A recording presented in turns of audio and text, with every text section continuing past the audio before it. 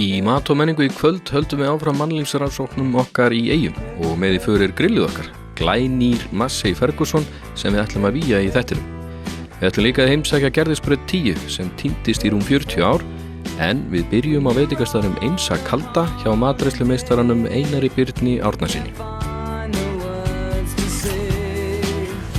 Einar. Já, góðan daginn. Blessaður. Velkomin til Vestmannaeyja. Takk kærlega. Velkomin að Einsa kalda. Þú ert í gallanum? Ég er bara klár, ég er búinn að vera á fullu í alla morgun og það væri rosalega gaman, viðst þú ert kominn, að fara með út á flakkara, Já. komast aðeins út í sólina. Klárt mál. Nei, ekki? Ekki eldaði inn í eldhús. Gjörðu svo vel.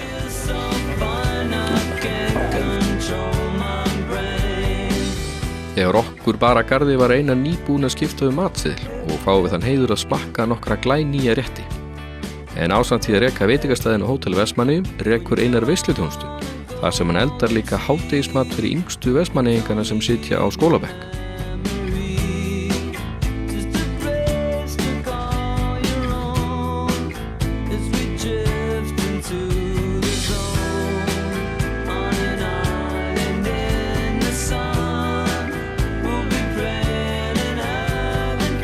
En við ætlum upp á Flakkarann, stóran hraunhól sem myndaðist í gosinu 73 og flaut ofan á hrauninu 200 metra á dag, þar til hann stoppaði loks rétt fyrir ofan höfnina fyrir tilstilli hraunkælingarinnar og var því nafngift hólsins Auðveld.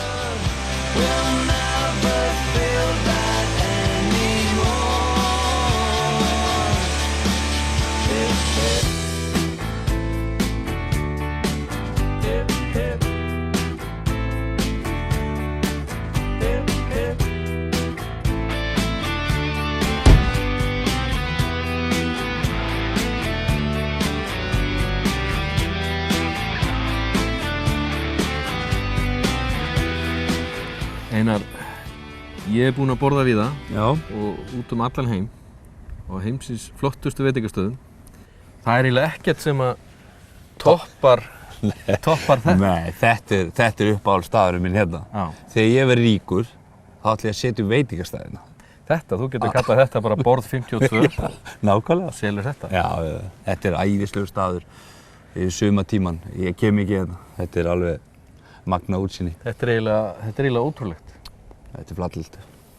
En hvað, ég fekk aðeins að fylgjast með þegar þú varst að sitja upp á diskinn. Já. Hvað erum við með hérna til dæmis? Hérna er vinsæll réttur sem ég var að keyra á í sumar. Við erum sumarsísonið að klárast hjá okkur og við erum að skipta matseðil. En mér langar að setja fyrir þig fram hérna 2 vinsælustu réttina á veitingastaðnum í sumar. Ég keyri gríðarlega mikið yfir sumartíman á hráefni frá Vestmannaeyjum að sjálfsögðu. Mikið fiskur. Svo er ég með fuglana okkar og bara reyni að tína út hérna jurtir og fleira frá eyjunum sem ég er búinn að gera hérna í mörg ár. Hérna ertu með þorsnakka. Þorsnakkan fæ ég frá Gotthópi Nöf sem er fiskvinnslufyrirtæki hérna í Vestmannaeyjum. Þeir gera alveg frábæra þorsnakka. Er þetta krím, er ostur hérna? Hvað? Já, mascarpone-ostur. Til að fá svona krím í... Kartöflumús og mascarpone? Já. Það getum við gert heima.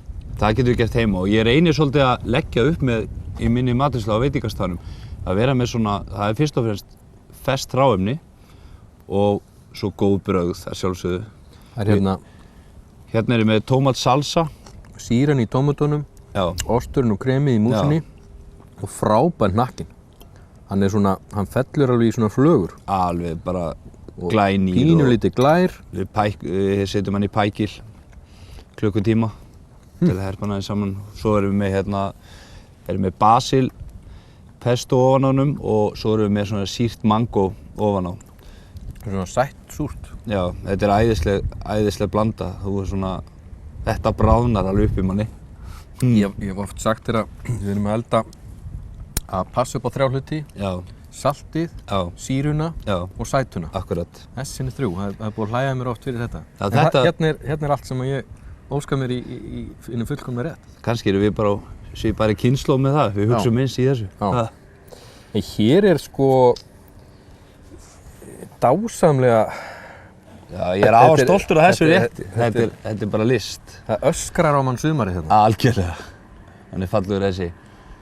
Þarna hugmyndin af þessu rétti, þá sá ég fyrir mig, við köllum hana matseðli hafið og fjaran. Þannig að þú ferð út í klauf, sem okkar svona kostandi klauf, þá hugsa ég alltaf hvernig get ég búið til fjörusand. Costa del Klauf. Kostandi klauf, það gott viður að hópast Vestmanningar í klaufina. Þarna sá ég fyrir mig gerði ég úr söl og japansku rasp. Við náðum að kalla fram flott bragð. Sölin eru stórlega vanmetir hráefni. Já, ég nota hana mikið, enda Gefa þér seltuna já, og sjávarfíling. þetta mjög gott. Og margir biðja uppskriftina þessu, en hún afar einföld, en þetta afar gott. Já. Þannig að svo þegar við erum á veitingastað, kannski erfiðara í náttúrunni, þá setjum við smá froðu yfir bláskilina. Þannig að rétturinn þannig að Sjórinn að ráðast yfir. algjörlega sjórinn að moka sjávarþanginu svolítið svona upp í fjöruna. Við þurfum að hittast oftar og Ég held elda það. held ég. Ég held það. Við þurfum að hugsa alveg Það bara. ekki. Það bara, Og það humar. já, það humar, steinbítur og skötuselur. Já. Hér hafið bara. Svo svolítið gaman að segja frá því, Hallgrímur, að Masako, grænu hrognin sem við erum með þarna. Þetta er fyrirtæki úr Eyjum sem að framleiða þetta, sem í eigu vinnslustöðinni í Vestmannaeyjum. Vinnslustöðin annað fyrirtæki sem ég í miklu samstarfi við og þeir sjá mér fyrir humri og skötusel. Alltaf fest. Þetta var áður fyrir þá var ég að fara sjálfur á markaðinn og kaupa mér á markaðnum og fara niður til að flagga sjálfur og vera svona rosalega gaman. En þegar maður fara að kaupa á annað tonn í mánuði þá Þú myndir ekki gera neitt annað? Nei, ég ætli það bara. Ég sé þessum fyrirtækjum alveg fyrir að redda mér fersku hráefni og gera það með stæl. Láta fagmennin þetta. Það bara svoleiðis. Við erum best geymdir í eldhúsinu. Já, í búrinu. Í búrinu. Mhm. Og hörpuskilin. En þessi, ég man í gamla daga, þá var þetta, þú fékkst ekkert svona hrogn nema bara keypt, japansk. Já, Þetta bara, þetta er úr Eyjum. Já, þetta er úr Eyjum. Þetta er wasabi. Frábær sýra. Rosalega fallegt. En þetta er nú ekki það eina sem þú ert að gera. Þú ert ansið víða. Þú ert með einsakalda, veitingastæðin. Já, þetta hófst fjörið í þessu, ég náttúrulega uppalinn Eyjapeyju og ég búinn að búa hérna allt mitt líf. Og að margir spurtu ekki langað að prófa eitthvað annað. Ég kann rosalega vel við mig eins og sér. Þá ég algjör Eyjapeyju og ég elska Vestmannaeyjar og fólkið hérna. Þannig ég get ekki farið hérna. Þannig ég ákvað nú að, ég ólst upp hjá Grím kokk. Þú kannast hann? Já. Ég ólst upp hjá honum, ég var svo heppinn að hann stal mér úr bakaríi á sínum tíma og ég ólst svolítið upp hjá honum í þessu. Lærði mikið af honum og á honum mikið að þakka fyrir. Þú hefði fengið matreiðsluvírusinn hjá Grímsa? Já, algjörlega og var svona hans strákur í þessu. Og svo fer ég, vantaði honum leyfi og fer til Sigga Hall á sínum tíma og þú þekkir hann nú aðeins. Þetta er allt. Kláraði, fekk að klára samninginn hjá honum, Siggi hjálpaði mér svolítið með það. Svo var ég að vinna eitthvað í bænum en beint heim eftir skóla og það leiði mig bara að taka við að Grím og ég tek við veisluþjónustunni hjá honum, stofna einsakalda og við starfræktur í höllinni í Vestmannaeyjum. Í dag erum við svo konum með einsakaldi veisluþjónusta, við erum með skólamat og leikskólamatinn. Já.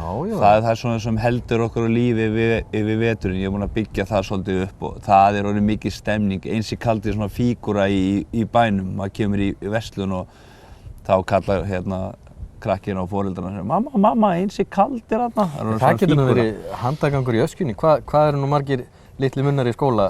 Við erum með svona rétt rúmlega 500 skammta á dag. 500 skammta? Já, sem við erum að gefa litlu ormónum og það er minnstamáli að elda. Við pössum okkur að vera með mjög ferskan, hollan heimilismat. En ég gerir mig oft grein fyrir því að maður er með ábyrgð allra barna bæjarins að herðu sér. Þetta er gaman, gefur mig mikið. Þetta er stórt hlutverk. Stórt hlutverk og svo er það sjálfsögðu veitingastaðurinn sem við opnuðum fyrir 3 árum á Hótel Vestmannaeyjum, þetta einsakaldi. Hann hefur slegið rækilega í gegn. Við fengum verðlaun frá TripAdvisor, 5 stjörnur. Já. Bara rosalega gaman, sýnir bara að við erum að gera góða hluti. Við erum hamingju með það. Og þetta byggist náttúrulega eins og þú veist á að vera með frábært starfsfólk með sér. Það er ekki hægt að gera allt einn. Æðislega, nei. Ég er mest í að rífa kjaft bara, en ég er með frábæra fagmenn með mér í þessu. Já. Ég ætla að njóta útsýnisins, Já. matarins og drykkjarins. Takk hérlega fyrir að taka á móti Takk fyrir að koma til Vestmannaeyja. Já.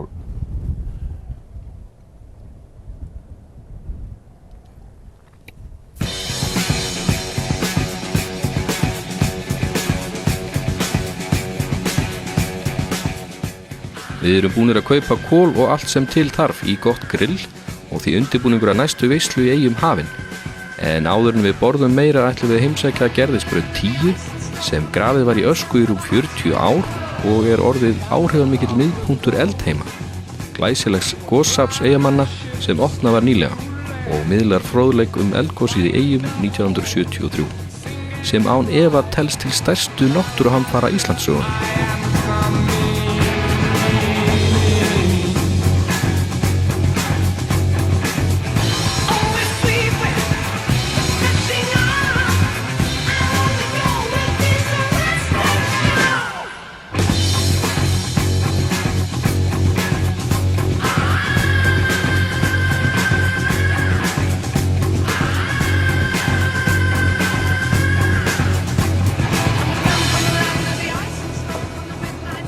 Kristín, hvert erum við komin hérna í eldheimum? Hvaða hús er þetta? Þið eru komnir hér inn í miðja eldheima og þetta hús, þetta stóð við Gerðisbraut 10. Gerðisbraut 10? Þið eru núna hér á þessum stað í Vestmannaeyjum, þar sem var ekki hraun, hér var aska. Og það er það sem var svona ástæðan fyrir því að það var farið út í þennan uppgröft akkurat hér, en ekki einhvers annars staðar. Það hefði ekki þýtt að fara að grafa undan hrauni, hraunið braut og eyðilega allt sem það fór yfir, en hér sem sagt hafði bara rignt niður ösku og það þótti spennandi að sjá hvað væri undir þessari ösku og hér höfum við Gerðisbraut 10. Þessi hús í ljós og maður sér það er hérna leifar af þessari götumynd sem hefur verið bæði utan og innan safnsins. Það er hægt að sjá fyrir utan hérna rústir og svo hérna inni. Já, það er skemmtilega við þetta að ef þú hugsar út í það að það voru náttúrulega fleiri metrar af ösku hér ofan á þessum húsum og það er ennþá aska hér yfir náttúrulega hluta af þessari götu og þessu hverfi en við sjáum sem sagt í umhverfið hér og við erum svo að merkja, þú komið til með að sjá hér leifar af rústum sem að fóru ekki eins vel eins og þessar hér inn í okkur en enga síður, hér bjó fólk og hér erum við inn í miðju hverfi sem fór undir ösku. Og þið eru búin að byggja hérna yfir þetta stórglæsilega safn, byggja yfir gömlu rústirnar? Já, að þetta var sem sagt lendingin sem var tekin varðandi þetta verkefni, að þetta er náttúrulega svolítið eitthvað sem hefur aldrei verið gert áður í heiminum, að það er að grafa upp svona ungar gosminjar eins og þetta, að fara í þetta þegar voru á milli 30-40 ár frá því að gaus. Þannig að þeir eru ennþá meðal okkar hluti af íbúunum hér og stærsti hlutinn sem betur fer, sem áttu þessi hús og þetta er bara svona dæmi hvernig gosið fór með eigur fólks.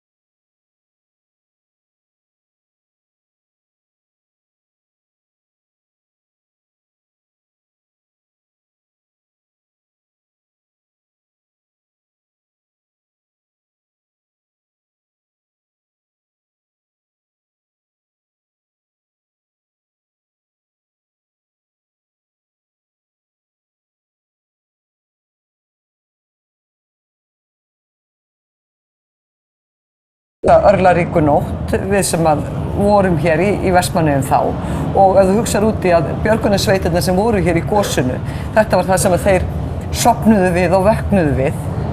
Það er þessi mikli hávaði sem einkennir eldgos. Já. En ásýnd eyjunnar, hún hefur breyst náttúrulega heilmikið við þetta. Hún hefur stækkað og hálft hverfi eða... Já, hraunið fór náttúrulega yfir bæði sem sagt, fór yfir eyjuna sjálfa en fór líka út í sjó. Þannig bæði hraunið náttúrulega, það skemmdi hátt í 400 hús. 400? Það fór yfir byggðina og á tímabili höfðum við áhyggjur af því að hraunið myndi jafnvel loka höfninni. Og svo fór það að fljóta út í sjó og það þýðir að það er svona landstækkunin sem við fengum að það bil 2,5 kílómetrar var það sem við fengum í viðbót við eyjuna. Og við sjáum sprunguna myndast og fáum svo myndir hérna við hvert tímabil. Já, þetta er náttúrulega mjög skemmtilega úthugsað af hönnuðunum okkar og hefur vakið mikla athygli. Þetta er eitt af mörgu skemmtilegu sem við erum með hér á Eldheima-sýningunni. Þú bjóst hérna á þessum tíma?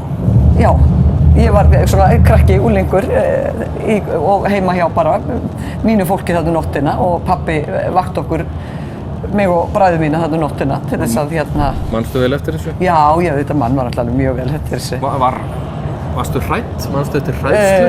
Sko, þetta er svolítið skrítið að við sem vorum allavega að tala á hver svona sína sögu og ég rifjaði þetta ekki upp eiginlega fyrir bara sko löngu seinna hvernig þessi upplifun var en ég man að sko mér brá svolítið þegar pabbi gekk gólf og kallaði Guð minn góður nokkru sinnum og svo við bjuggum hérna í Vesturbænum og ég leit út gluggann og þá sáum við sem sagt svona bara eiginlega Austurbæinn loga því að þetta var náttúrulega þessi sprunga, þetta var bara sem sagt svona eldiveggur sem var meira en 1,5 kílómetrar á lengd. Þetta náttúrulega breytti lífi ansi margra. Hér fóru bara allir úr eyjun nema björgunar? Fóru nánast allir nema þeir sem voru áfram við björgunarstörf og faðir minn þar á meðal. Og var hann lengi í eyjunni? Hann var meira og minna allt gosið hérna og kom svo bara svona annars slagið eins og hinir kallarnir með skegg og svona dálítið svona villimarslegur í bæinn. En hérna annars var hann meira og minna allt gosið ásamt þeim sem voru hér og reyna að bjarga verðmættum eins og hægt var, bjarga út úr húsunum áður þau brunnu eða fóru undir hraun og svo þurfti náttúrulega menn bara að fá nauðsynjar þangað sem þeir voru komnir á fastalandi því að menn urðu náttúrulega að hafa húsgögnin sín og fötin sín og það allt saman, þannig þetta var náttúrulega heilmikil vinna sem var hér hjá fólki. Það löpum aðeins meira.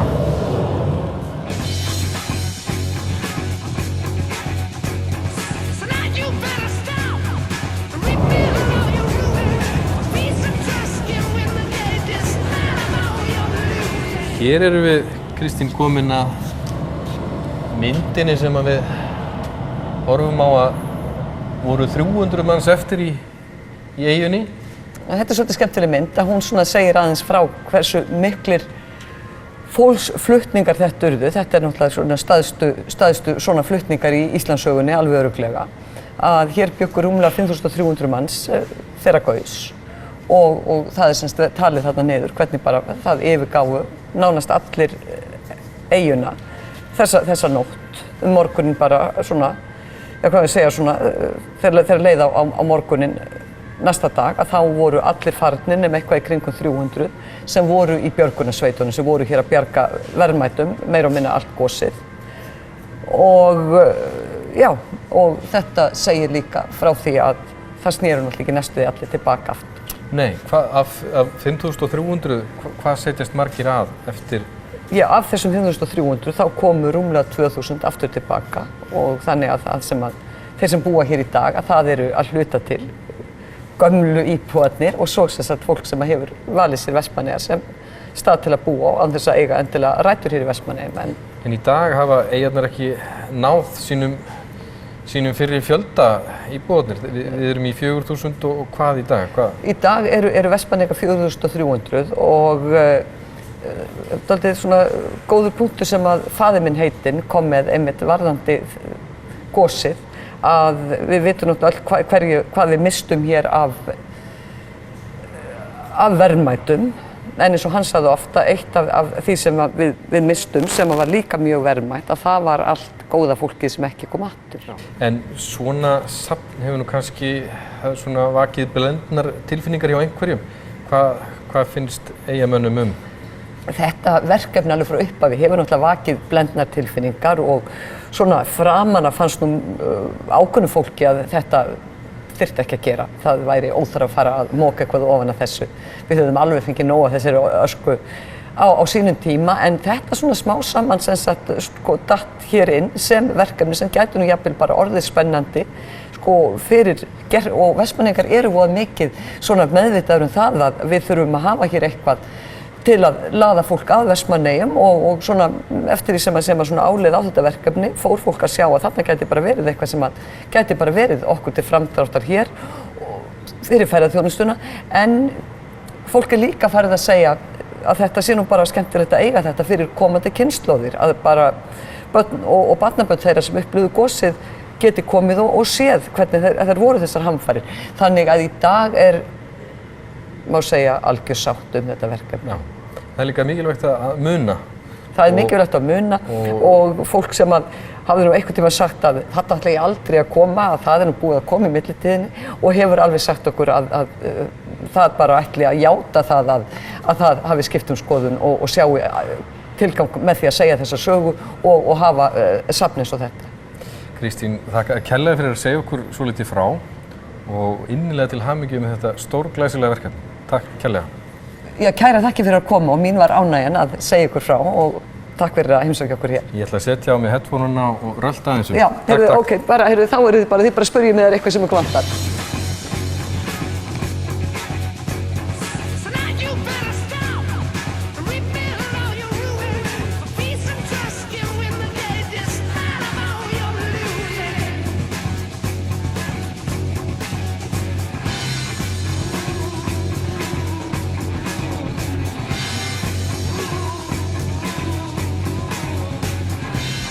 Dagur að kvöldi kominn og hungrið farið að gera vart við sig aftur og komið að því að vígja nokkura tonna grillið okkar og ekki laust við að það sé spenningur á meðal myndatökumannanna þeirra Stefáns og Sindra. Enda viljum við halda því fram að þetta sé eitt stærsta og dýrasta grill á Íslandi og trúlega það eina sem með ámokstokstækjum, 16 gírum áfram og 4 aftur á bak. Það kemur því aðeins einn staður til greina fyrir þessa vígsluathöfn og það Herjólfsdalur. En í Landnámu segir að Herjólfur son Bárðar Bárekssonar, bróðir Hallgríms Sniðbaka, hafi fyrst byggt Vestmannaeyjar og bjó í Herjólfsdal fyrir innan Ægisdyr.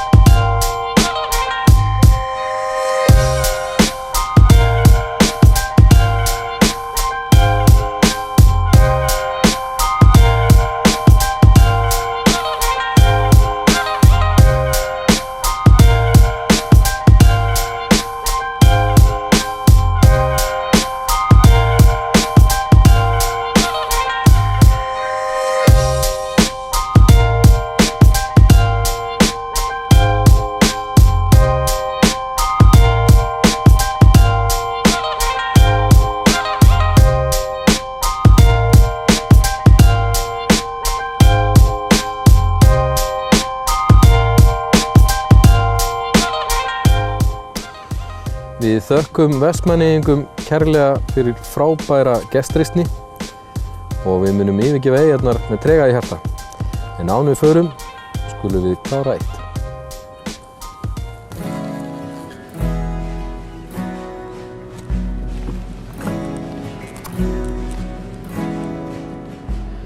Við fundum einn vin okkar á flækingu upp í bæ sem var búinn að villast að leið. Við ætla að hjálpa honum aftur út á haf. Kveikjum eldana þar sem hjartað slær. Sjá